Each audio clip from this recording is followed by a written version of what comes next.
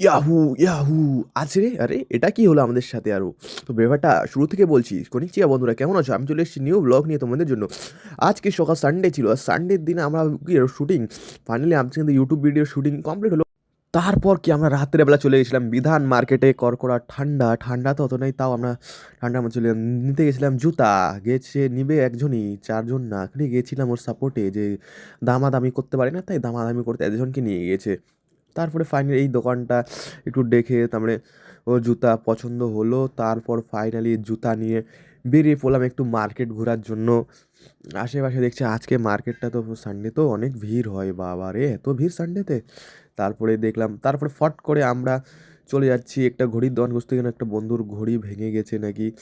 তারপরে ফাইনালি এই ঘড়ির দোকানে এখানে চলে আসলাম ঘড়ি বানাতে। এদিকে সবাই দাঁড়িয়ে আছে আর এ পাগলামি শুরু করে দিয়েছে। এ করুক পাগলামি, ততক্ষণ জন্য আমরা যাই বাড়ি। সায়োনারা।